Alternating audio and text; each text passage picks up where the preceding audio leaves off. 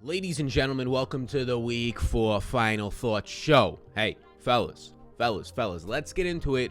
We're going to be talking through everything from the quarterbacks to the running backs to the wide receivers and the tight ends. Now, of course, I'm recording this on Thursday afternoon, and it's titled Final Thoughts, but this is mainly just giving you my entire thoughts on the slate. We're clearly going to have some injury news this week coming up until lock on Sunday. We'll have the That One Dude video finding a leverage play at every position on Saturday, and we can talk about on the Sunday live stream everything that we're finalizing when I actually start to run my lineups over the weekend. 150 what I'm looking at in single entry 3-max, so be sure to be there. But let's not waste any of you beautiful faces and you beautiful people's time. Hit the subscribe button if you got 2 seconds. I know you do, the 10,000 plus you that are going to watch and listen. Hit the subscribe button. Let's hit our goal of 50K by Christmas, and let's slide on a late night into the quarterback position. So I'm being a little bit stingy with my quarterback position this week, and I'm really trying to filter it down to where I think the top ability of overall stacks is, meaning that the overall quarterback plus a pass catcher or two if you want to double stack it, run back on the other side, where is the best game environments for that? Some of them seem obvious, but where exactly, when you factor in the math of it, are these stacks going to lie? Now there's, I would say, mainly probably 2 to maybe 3 stacks that stand out the most to me this week, and the 2 that stand out by far the most are the 2 that have stood out almost every single week. It's just a matter of, can you afford them? And last week, one of these quarterbacks in Josh Allen was much cheaper, and now Josh Allen is not that cheap, but Josh Allen is my highest projected player, and he's higher projected barely than Patrick Mahomes, but his price point is now, unlike the last 2 to 3 weeks, it's now reflecting that. But yet again, Josh Allen is going to come in with a great spot, and I think you're probably going to find yourselves with a low-owned Josh Allen compared to the other expensive quarterbacks. Mahomes, I'd expect to be one of the highest owned quarterbacks. I would say Kyler Murray probably comes in a little bit lower owned this week as people jump down to the Matthew Stafford and they jump down to the Dak Prescott range, but that's going to leave Josh Allen kind of in this no man's land where people are just going to pay up for Kyler to get different, or they're going to pay up for Patrick Mahomes. And as always with quarterbacks and stacking, you're normally naturally different to begin with because, look, a quarterback, if he's chalky, will be 10% owned on a 13-game slate. And we know that that's not that high of ownership when you factor in the second you put another player in your lineup, you probably have a same lineup as only like 5% of the field now. So you're already quickly getting different as long as you start to stack after that. But these team totals are just way too good to pass up. I mean, these are the 3 highest team totals of the 3 quarterbacks that I really like: Mahomes, Josh Allen, and Stafford. Mahomes is a 31 implied team total. Josh Allen is now up to a 33. And of course, there's maybe some concerns that they get blown out and they leave the game in the fourth quarter. But if they're up by 17 in the fourth quarter, there's a really good chance they've already got 35 to 40 points, and Josh Allen has 3 to 4 to 5 touchdowns and a 30-plus point day for you. Josh Allen, for me, projects out for close to 28 fantasy points on my projections. You can check them out and get them down below. He has a positive 12% pass blocking advantage against the 25th overall defense and a bottom 8 secondary that has nobody on this defensive line to force pressure on what has been a shaky offensive line through the first couple of weeks for Josh Allen. It definitely has. It does not rank great in pass blocking, but they're facing that's how bad they are, and they still have a positive 12% advantage because they're facing a not so good at all defensive line. And we'll get to the stacking options. They're as obvious as it gets with Stephon Diggs, Cole Beasley, and Emmanuel Sanders. And Beasley and Sanders were the ones that last week paid off for you, right? Beasley, another 13-target game. Sanders, the 2-touchdown game, the big touchdowns, right? And now you have Steph Diggs standing there and finishing as wide receiver 32 in fantasy so far through the first 3 weeks, but he leads the NFL in the air yards. He has 7 deep targets, just not converting on them. This is a massive spot for what likely comes in as a lower-owned Josh Allen and a lower-owned Steph Diggs this week because of just the other options around them. I like it a lot. And I also do like Patrick Mahomes. The problems start to become just obviously the price points on all these guys, and now we're into week 4, heading into week 4, the price points on DraftKings are becoming more efficient. You don't have any at this point. Like, there's some you can really, if you really want to just throw a dart at the board, there's some 3K receivers in Tennessee, maybe if both Julio and Antonio or A.J. Brown by the end of the week don't play. Like, there's some guys out there, but it's not the insane talents of the Jalen Waddles and the Jamar Chases and the T. Higgins in the 3 and the 4K range like you've had for the past couple of weeks. There's no $4,800 Clyde Edwards-Helaire bailing you out at running back, and since Darrell Henderson plans to play, there's not even a decent value on Sony Michel. Like, you don't have these 4K, low 5K running backs that you're looking to throw out there. You're looking at the high 5K range to 6K range now at where you're stopping. So it starts to become a lot harder to fit in the game snacks of the Tyreeks and the Travis Kelce's. So if you're playing in a smaller field tournament, I think single stacking the quarterbacks would bring back is completely fine, or just in general. So that's where you can maybe start to get some of these Mahomes, Travis Kelce, bring it back with a Devonta Smith or a Jalen Reagor. But for me, if I want to run a lot of double double stacks and game stacks and just have a variety of options, McCall Hardman's routes are coming down every week. We got there in that little pitch forward last week for the rushing touchdown later in that game, but for the most part, he's losing his routes. I don't want to play Byron Pringle in anything with high stakes or McCall Hardman or Demarcus Robinson. So it's really coming down to Tyreek, who will be lower owned, dealing with a shoulder injury, and Travis Kelce. So that's where the Mahomes, it starts to maybe pause a little bit for me, but the stacks still look just as good as anything. I probably prefer the Buffalo stacks this week if I had to choose one, but those two are looking like my favorite stacks early on. We still have a lot to filter through. Dallas and the Rams look solid. Dallas is facing a Carolina team this week where it's both Dallas and Carolina's defense through 3 weeks. Looks really strong, but Carolina suffered some injuries, a big one being J.C. Horn. They just got C.J. Anderson, which is likely a downgrade. We'll see how that turns out, but I really don't care about all that because Dallas is a 28-point implied total. I know how good this Carolina defense has looked so far. I know how high they rank in a lot of categories. Dallas still has a 28 implied total. Vegas is taking that all into account. We saw what Dallas did against the Tampa Bay defense that is supposed to be solid, and you might think that they're bad against the pass. No, just teams throw a lot against them, and I do think that Dallas will have success here. And when you factor in that CeeDee Lamb and Amari Cooper are dirt cheap in price points, it's really easy to stack up Dak. Matthew Stafford, now you finally have, and he has a nice total of 29.5. That game is going to be probably the highest stacked of the weekend. Stafford is a fair price point at 7K flat. He continues to throw for 4 touchdowns a game at this point, and he has a good matchup against an Arizona secondary that is bottom 10 in pass EPA. So yeah, Matthew Stafford looks solid. The problem now is that Cooper Kupp is priced way up there. You see a $600 price increase for Tyler Higbee, but you still have these punt options in stacks like a Van Jefferson cheap, a Deshaun Jackson is still cheap like you saw last week when he goes off, and the biggest piece of this is probably going to be Robert Woods at 5,300. Just allows you to do a lot with these Stafford stacks, run it back on the opposite side with the 5 or 6 passing options, including Chase Edmonds in that on the Arizona side. So that's where Stafford looks. I'd probably still prefer Dak Prescott over Stafford. Like Mahomes, Allen, and Prescott look like my favorite stacks of the week. And some stacks that are interesting to me, or at least some quarterbacks, Jalen Hurts looks interesting, but the problem is it's more so a cash play for me. I'd rather just get to Dak Prescott or Matt Stafford in a similar price range. Hurts probably won't be high owned, but I also don't feel as comfortable with the 24 implied total. Touchdown underdogs is nice. You can get the garbage time that you got last week out of Jalen Hurts, but I just don't feel as comfortable with the ceiling performances. Like Dallas Goedert had a good game. Hurts had a good game because he finds the end zone. It seems like he feels more comfortable throwing to Rieger in the middle part of the fields than he does a Devonta Smith. It's a small sample though, so I really don't feel as comfortable just understanding where those stacks lie. Some other interesting quarterbacks is Aaron Rodgers. He'll be completely low owned at 6,800 with a 26.5 implied total. If you wanted to do an Aaron Rodgers, Devontae Adams, run it back with a Chase Claypool or Deontay Johnson if he ends up playing, I think that something like that is going to be massively low owned in that 4 o'clock window.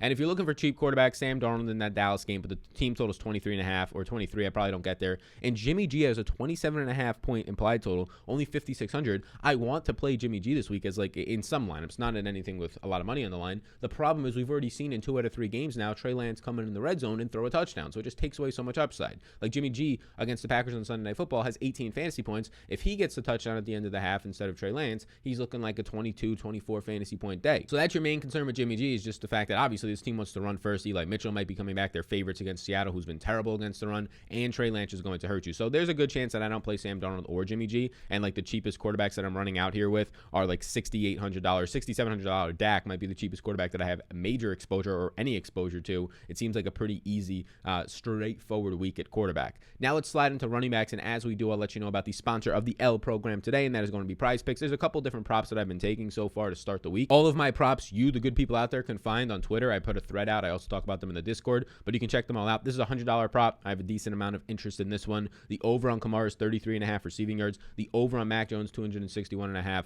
passing yards, which was put on to me by the lines maker at Prize Picks himself. It doesn't project out good for me, but the actual logic there makes a lot of sense. But the big one that I took and I have a good amount of confidence in is a flex play, meaning that you only have to get 4 out of 5 right to profit, 3 out of 5 right and you get your money back. You're not going to get that at any other place where they just make you parlay everything, which is not terrible if it's like a 2-way parlay on player props that are soft, but once it becomes like 3, 4, and 5, it could be tough. So this is nice. This is Prize Picks. Again, you want a free bet up to $100, you use the code SAL. They'll give you a free bet up to $100. Depending on your first bet you make, they will match you. So I have Zeke over 2.5 receptions, Robbie Anderson over 43.5 receiving yards, as it looks like they want to feed him more with no CMC this week and banged up other players in that passing attack. Looks good for Anderson. Godwin over 67.5 passing yards. I mean, in again, a matchup against New England where he's going to have a nice matchup in the slot. He'll probably see some Jones, some J.C. Jackson. I think it's going to be a completely fine spot for Godwin. You get Kamara's prop again here, and we're going to kind of combine that for a correlation with Winston. If Kamara's going over 33.5, It's going to make it easier, obviously, for Jameis to go over 185.5, where he's come nowhere near, where he's averaging only 20 attempts per game, and he's averaging like 120 passing yards or per game at this point, or like 116.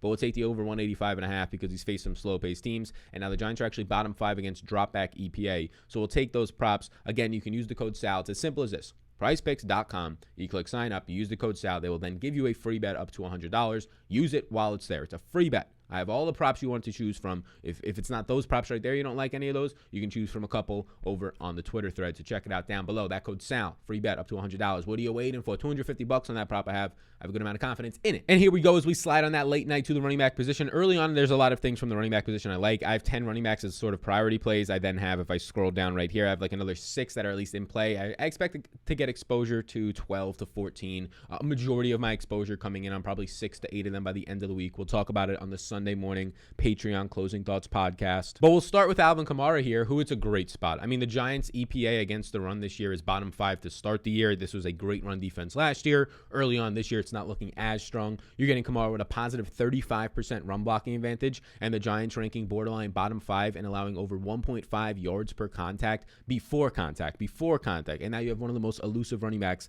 with the number 2 overall run offense coming in against this Giants number 20 run defense. That feels really good. Kamara stands out as an 8.5 point favorite, one of the biggest favorites on the slate this week with a 26 implied team total. He stands out overall as a smash play, especially with some question marks. No McCaffrey in the slate and some question marks around the status of Dalvin Cook, who is practicing early, but we'll see it as the week trends. Next up is where the sweet range has been all year long, and that's the 6K range at running back. This is where you're finding most of your value overall. And in this range, you're going to find a Najee Harris who had 19 targets last week. You're going to find a Saquon Barkley down here. You would have found a Madison if he plays. Right now, I'm expecting him to be the backup. Ezekiel Elliott is down here. So if I had to choose, all these running backs look good to me, right? The Najee Harris's, the Saquon Barkley's, the Zeke's, and you could even throw in DeAndre Swift into that, and you can throw in an Antonio Gibson. The guys that look good to me are the lower end ones because I think these guys have similar median projections and even similar ceilings, meaning that at $6,800, Najee Harris, I think he has a very similar median projection and ceiling, maybe not a similar floor to Antonio Gibson. Gibson, who this week's actually a favorite with a 24.75 team implied total, where Najee Harris's team implied total is only 19. So you're getting Gibson as a favorite with 5 more implied points to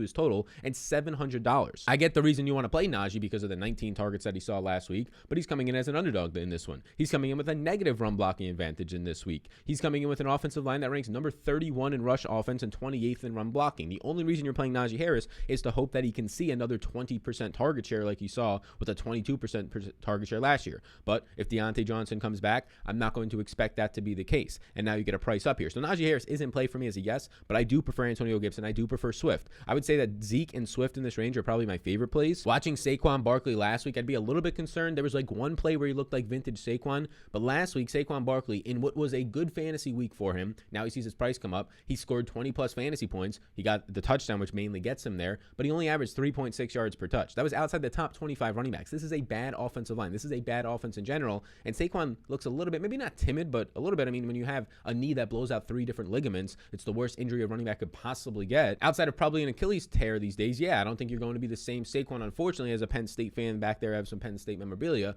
I don't think you're going to be the same Saquon or guy as 2 to 3 years ago before this injury. Now, on a week-to-week basis, that can be different, but this week, I'm going to be preferring in this range Zeke, DeAndre Swift, and even in GPPs, Antonio Gibson. I mean, I have DeAndre Swift for a massive ceiling. This dude's looking like right now the number 1 running back usage in terms of if he starts to see volume, and apparently now he's fully. The first 3 weeks, he wasn't over a hamstring injury, but now he's fully over it, and they want to feed him 70 to 75% of the overall touches, which is just going to look fantastic for a man who already has a positive 32% run blocking advantage, for already is seeing 7.7 targets per game, and now faces the Bears, who rank 27th in run defense and 24th in tackling. Swift looks fantastic. I got nothing to say against Zeke either, who over the last 2 weeks is right now number 1 in Pro Football Focus's overall rushing grades after everybody wanted to bury Zeke against a good Tampa Bay front week 1. No, Ezekiel Elliott is still very good. Ezekiel Elliott has a positive 61% run blocking advantage against Carolina this week, who has been solid on run defense, but Dallas currently ranks 1st in run blocking. So it's going to be the bronze against the bronze. And you saw last week Zeke get involved in the passing game more. We have his over 2.5 receptions. I'm looking that way when I'm looking at the 6K range. They all look good. You want to play Saquon, you want to play Najee Harris, that's fine. But I'm looking towards the Zeke, Swift, and even Gibson and GBPs, but mainly Zeke and Swift range. And yes, I know Swift only has a 20-point implied total, but this team has had like an 18-point implied total every week. That's nicer for Swift if they're trailing as underdogs because it starts to factor in the fact that he can catch 8 balls balls in a game. I scroll a little bit more now, and Chuba Hubbard is going to look great from an overall projection standpoint. Chuba Hubbard looks fantastic this week. He's my number 3 value right now. If you want to just look at overall point per dollar values, that's on DraftKings. We have the value video out this week if you want to check that out. It released yesterday. But I have Carolina for a positive 38% run blocking advantage against Dallas, who ranks bottom 10 in both tackling and run defense. And Dallas right now ranks the 3rd worst team in allowing 2.37 yards on the ground before contact. This is a bad rushing team. You also saw Chuba Hubbard run 19 routes last week. He didn't look great in the game overall, but if you're going to be getting Chuba Hubbard out there with the potential to touch the ball 16 to 20 plus times in this high of a total game as an underdog, so maybe more receptions, it looks good. I do prefer those low 6K range backs. Trey Sermon is really because of the matchup here and the volume. If there's no Eli Mitchell, Trey Sermon. If Eli Mitchell returns, I don't really want to touch this backfield as much. Maybe some Eli Mitchell, but 5K Trey Sermon, who saw a ton of the snaps last week. Juszczyk was catching some passes in a trailing game,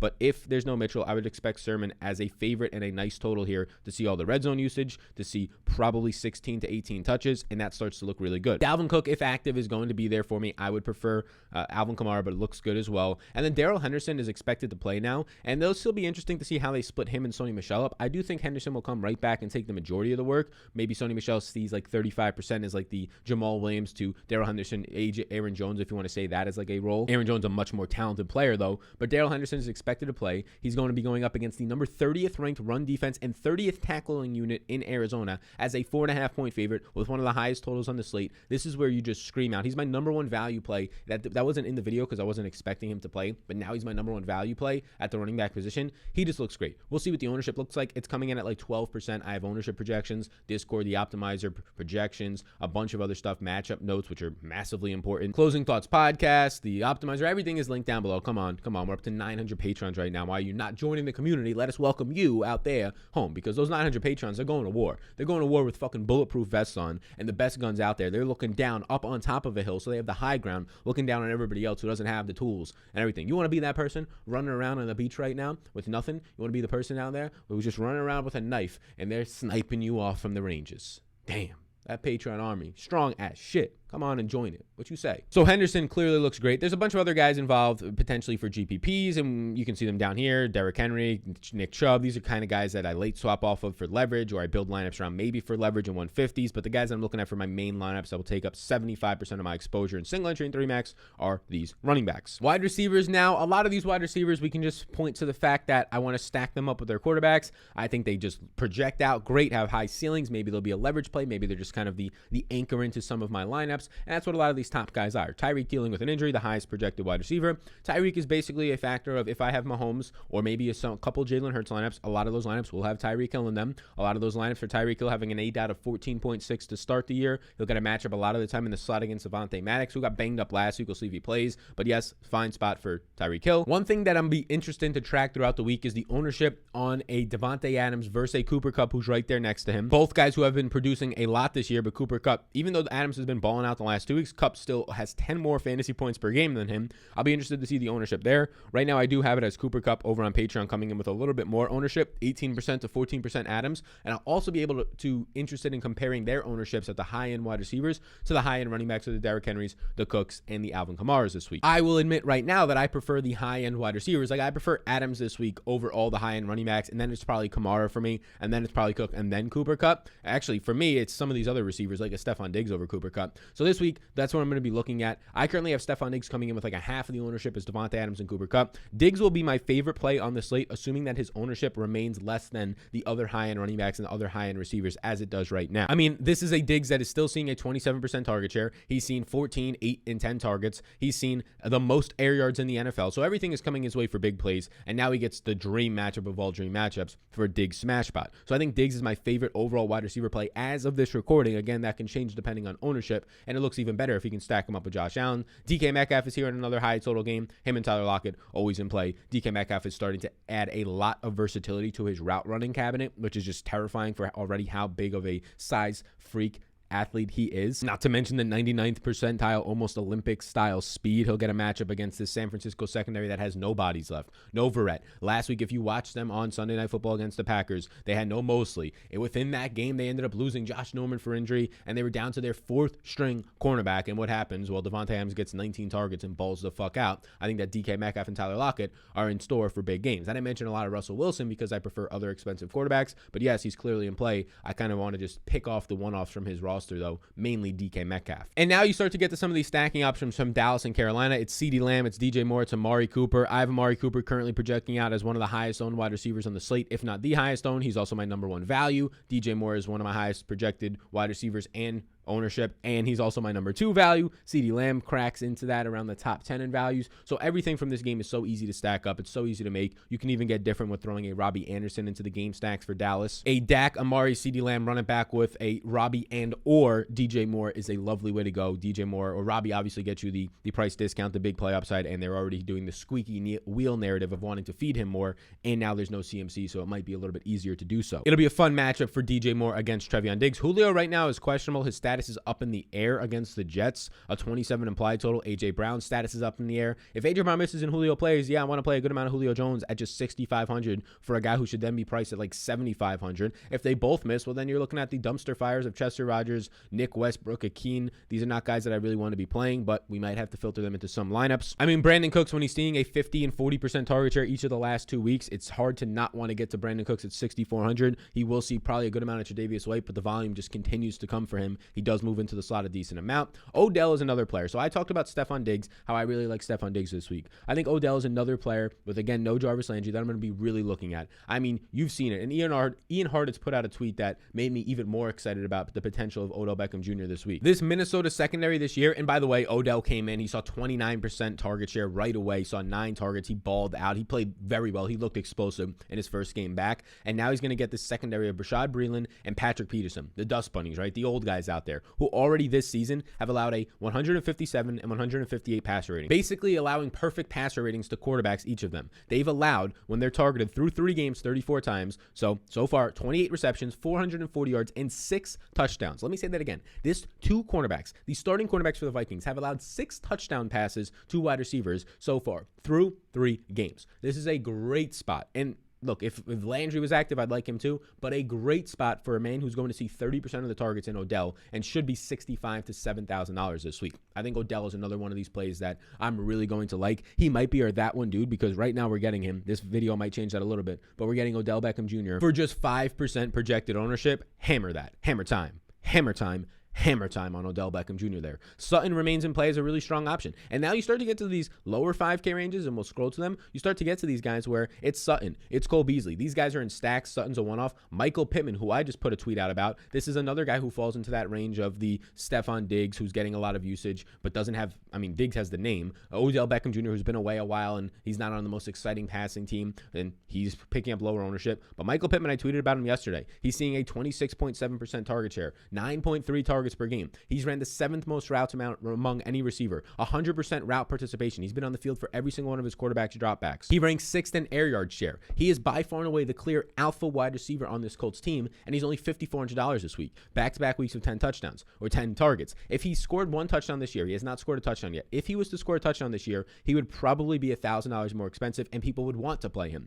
So you have this interesting range of the Michael Pittmans, of the Odell Beckhams, who have massive ceilings, who are already getting the alpha usage in their offense, and nobody wants to play them. I want to play them a good amount. Robert Woods is there in stacks. Expect Robert Woods to pick up ownership as his price point drops. He's seen 19 targets in 3 games. He should see some volume. Will it finally pay off in a high total game? Eventually it will. Maybe it'll be this week. Robbie Anderson, very good option in stacks. That's about the only place I'll play him. We took the over 43.5 receiving yards, but in your stacks with Dallas, it is a great idea to be doing something along the lines of Dak, a CeeDee Lamb, and or Amari Cooper. Running it back with DJ Moore is the obvious option. He'll be very chalky. You can play him and Robbie Anderson and hope for a shootout, but going to Robbie Anderson at 5,100 gives you salary relief, and it automatically makes you different if you have the stones to do it. I personally think you have the stones. I'm going to be doing it personally as well. And my final yes that I'll use as like a guy I really want to get to, the rest will be guys that I'll be getting to in lineups where it's stacks or one-offs or leverage depending on the 4 p.m. slates. Brandon Nyuk at $5,000. This is a complete priced here. I mean, Brandon Ayuk is a man who was in the doghouse the first 2 weeks. Apparently, it was a hamstring injury, even though he was playing all the special team snaps,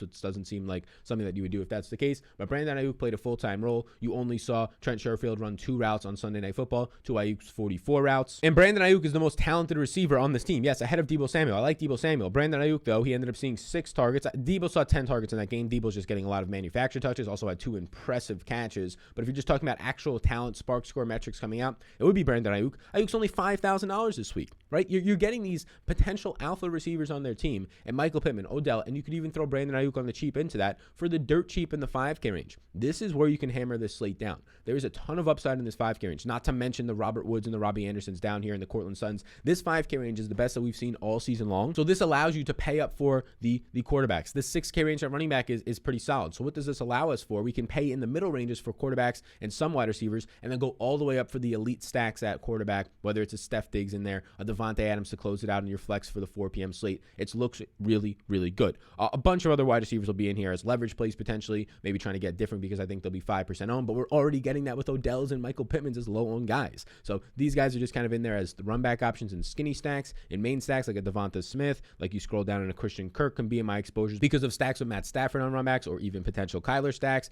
A lot of guys in here. I obviously have exposure to a ton of wide receivers, 44 wide receiver interest so far for me. If you want to play those Tennessee values, go for it. I'm not too thrilled with it. But with that being said, let's now slide into the tight end position. And as we slide into the tight end position, one last word from a sponsor of the program, and this is going to be SuperDraft. We've talked about SuperDraft a lot. If you're not on SuperDraft yet, your best chance of winning $50,000 or $10,000 or $5,000, whatever contest you like right here, is on SuperDraft because their contests, unlike DraftKings and FanDuel, their contests are going to fill at a 70% clip. FanDuel's and DraftKings will fill at 100% because they have a bigger marketing budget to push people and advertisements and have other creators like me, but all over the world, pushing their products, commercials, all this stuff, right? So when you see this, you're able to get a massive edge. So for example, if there is 100, and these are the contests, this is how much it'll fill. It'll fill at probably 70%. It's a $250,000 contest. If you want to get in here and try it for the first time, it's a multiplier format. I have projections. You could ask me in the comments what looks good. I have projections for SuperDraft as well over on Patreon. But if you want to get $20 to play with for free, you can use the code SAL. It's as simple as that. SuperDraft.io. You sign up, type in the code SAL, $20, bam, to play with and try it out for the best chance to win first place prizes or just cash in general. And since their contests don't fill, let's just say that there's 100 people in a contest, it fills at 70 people. You only have to beat 69 people. 70% of the field filled, 30% of the field you beat automatically. That's how this works. Where on DraftKings is if there's a 100-person contest, same exact contest, same buy-in, right? Same overall top prizes. But if there's a 100-person field, 100 people are going to be in there. That's just as it goes. Every contest fills on DraftKings. They have really good liquidity because of their marketing. The billions of dollars in marketing they've spent over the years. So try out SuperDraft because it's your best chance of winning. Why would you look at 2 bottles of cash? If you're playing with $100 this week and you have the ability to play on SuperDraft, put all of your money in on SuperDraft over DraftKings. Your ability to win there is 30% higher. Why are you not taking that? You are automatically throwing 30% of an edge out the window. That is the biggest edge you will ever find in anything related to betting or DFS, right? Unless you have a referee shaving points for you. So check it out. Use the code SAL on SuperDraft. The link's down below. Join into any of their contests. You will have the greatest edge this week. We close it up with the tight ends here, and it's going to be the strong tight ends that I'm looking at. Normally, I have ownership just towards the strongest tight ends or the value tight ends that have a lot of talent, a good role, and are in a nice environment like Tyler Higbee last week. So this week, you see the red on Gerald Everett because as of this recording, Gerald Everett has been put in the COVID protocol, and there's a really good chance, unless it was a false test and he tests positive, I think he's just automatically going to miss. He's kind of in doubt now because he would have to pass it on Thursday, Friday, Saturday. That's 3 days. I don't think he's going to be passing this, especially if he actually has COVID. No way he will. His best chance is that he passes the 3 tests, but he doesn't have it, so he passes them 3 in a row, which does not seem likely to be the case based on odds at this point, which would bump up Will Dissly, who Will Dissly week 1 actually ran more routes than Gerald Everett. Will Dissly's just $2,600, but last week Will Dissly was not running that many routes. Dissly last week, I believe, only ran 9 routes to Gerald Everett's 26, and Everett ended up seeing 5 targets, but Dissly on his 9 routes still saw a target. Dissly week 1 ended up running a lot of routes. They like Dissly out there, so I think he'll start to take on this Gerald Everett role of 20 to 30 routes run. Week 1, Dissly ran 19 routes and saw 3 targets to Gerald Everett's 17 routes. On the season now, you've seen Dissly see 37 routes run and 4 targets for 76 yards through 3 games. If he's now the number 1 tight end on this team at 2,600, I think it's your best tight end punt play on the week is how we can put it. I want to factor in mainly the expensive guys, like the guys who actually look good. My main values at tight end are also the expensive guys, and that's just because they're not properly priced. Like right now, Travis Kelce is my number 5 overall play at tight end, factoring in the expensive price. George Kittle is my number 1 overall tight end play this week. George Kittle still doesn't have any red zone targets, but he continues to just dominate. George Kittle is going to have a positive 37% a matchup advantage this week. Kittle looks great. I have him for over 16 fantasy points, and Higbee continues to look good. I mean, look, he's easy to get into stacks in a high game environment. He was being used out of the slot a ton, like you saw for his touchdown pass. His price point comes up $600, but he still is good for a 30 implied team total. Tyler Higbee this week, yes, that price point comes up. A positive matchup advantage against Devin Bush, who is banged up if he even plays in this game, being used in the slot or out wide 50% of the time for Tyler Higbee. And then there's just a bunch of tight ends that I'm just going to say, yeah, they're going to be 5 to 6% owned. They all project out for me for probably somewhere between 9 and 10 or 9 and 11 fantasy points. So just choose the one that fits into your lineup. If it fits into a stack, that's the perfect way to choose between them, because the TJ Hawkinsons, the Mark Andrews, the Kyle Pitts, the Logan Thomases, the Dallas Goederts, Noah Fonts, they all, and Mike Gesicki, right? They all look like the same fucking dude to me this week. The one thing I will say is that $3,000 Evan Ingram, he's going to probably become a yes for me. Right now, he's more so a maybe, but he'll become a yes for me later in the week if you see Sterling Shepard and Darius Slayton both not playing, because then this receiving core quickly becomes Kenny Galladay and like CJ Board and Colin Johnson and Kadarius Toney. I think Evan Ingram would actually have a strong matchup than in the slot, where he was used in his first game back 50% of the time in the slot or out wide. But the rest of these tight ends, they all have decent matchups or not that bad of matchups. They're all priced between, for the most part, if you take out Hawkinson and you just look at like Kyle Pitts, they're all priced within $1,000 of each other, and they all project out for like the same exact amount of points for their price point. That's the tight end position. I'm going to try and play the studs, and when I can't play the studs, I'm just going to try and fit my tight end into a team or a game stack to have the correlation be the difference. The correlation becomes the upside then, right? If you're stacking up, let's just say, for example, if you wanted to play this week, Patrick Mahomes, you can run it back with a Zach Ertz who's cheap and just had a 5-catch game and a touchdown, or a Dallas Goedert, because that increases correlation, which just makes them a naturally better play. If they're paired up in some correlation, it could be a tiebreaker for you. But there you go. There's week 4's final thoughts. That one, dude, the best pick per position on leverage plays coming out tomorrow. Sunday morning Patreon podcast going game theory. Be in on Patreon. Become part of that army. Otherwise, you're sitting there with a knife at a gunfight, and you got no chance. You can't even throw that knife because they're up on the mountains and they're so high. You just got no chance. It is a very sad sight to see. But hopefully this video gives you a little bit more chance than the people not watching at least these videos. So that'll come out on Sunday morning. Patreon exclusive GPP strategy podcast, breaking down in depth just where I'm going, my exposures, my stacks, why, game theory, where ownership is lying, the leverage plays, the biggest ones on the slate, and then the YouTube live show later in the day on Sunday. So thank you so much. Before you go, hey, if you watched all the way through, a lot of you definitely have listened and watched. Subscribe on the podcast and leave a review for a chance to win $100. We'll do a giveaway this week. If you leave a review, just say something nice about the show, 5 stars on Apple. If you have not already and you didn't even know about that, yeah, we have a podcast. It helps if you do that, and hit the subscribe button. You all rock. Support the sponsors of the program.